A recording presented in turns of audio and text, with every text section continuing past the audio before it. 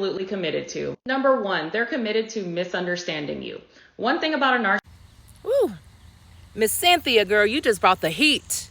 You brought the heat. Literally, I'm out here working out. But this stitch deserves to be discussed and talked about. This is becoming so common.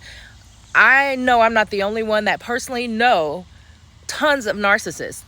This is crazy. So she goes on to saying, y'all need to go and listen to her, follow her page, everything. Like, she goes on to say how number one is when they misunderstand you, they basically act like you don't make sense. Like when you're talking and having a conversation, they'll be like, what?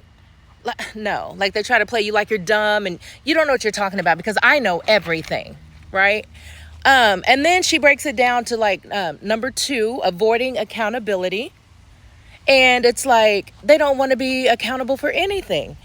They don't want to show, really, she was saying how they don't want to show, I'm ad-libbing, but how they don't want to show the real person behind the mask, because they make on social media and to certain people, friends, family circles, they try to make it seem like they're one way, but they're really not. So they try to avoid accountability, which is it's because they're shame, which is the whole disorder. You know, their whole disorder is built to avoid this. So it's crazy. Then she goes to number three, not being committed to you. And she was saying basically like they always talk about how loyal they are. Narcissists always talk about how loyal they are. And then she's like, which is weird because she's like, if you're loyal, you shouldn't have to tell people you're loyal all the time, right? So they try to, make people feel like they're loyal and things like that. And then what they're doing is looking for people to become their new victims. So basically, if you're smart enough and you catch on to a narcissist, you catch on to their games, and you're like, hold on, wait a minute. I'm not going to be your victim. I'm not going to be your fool. And they're smart enough to at least drop you and go find the next victim. And then all of a sudden, she was saying how they'll talk about you behind your back and, just to make you seem like you're this horrible person, right? And then, let me see. Number four, she says they love getting a reaction out of you. Narcissists love to argue, fight with you. They're the type that'll want to call you first thing in the morning and start an argument with you because they want to start your day off ridiculous. They want you to be angry. Because they get they feed off of it. That's their food. That's their water.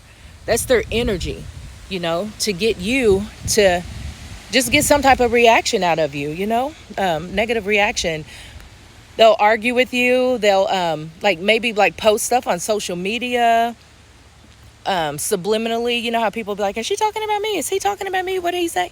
This could be your ex. It could be anybody, y'all. But, yeah, they'll just do anything to get a reaction out of you. If they don't get a reaction out of you, it's definitely upsetting for them. But, and then number five, being the victim. They always play like they're the victim.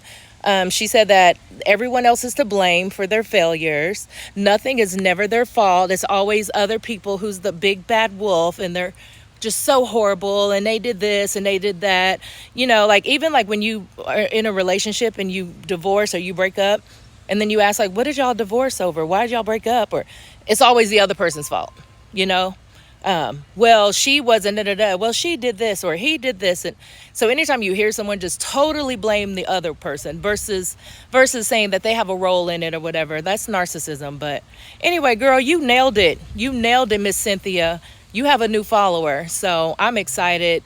This is something that really needs to be discussed and looked into. Narcissists, those of y'all who are out there who didn't know you were a narcissist and you meet I'm pretty sure you check all 5 of these boxes, go get yourself help.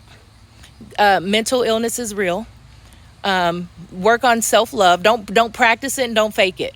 Don't pretend you have it and then tell other people you have it and smile and post pictures or go to your next marriage or whatever. Go get help for real. Because we don't need y'all. All right. Bye-bye.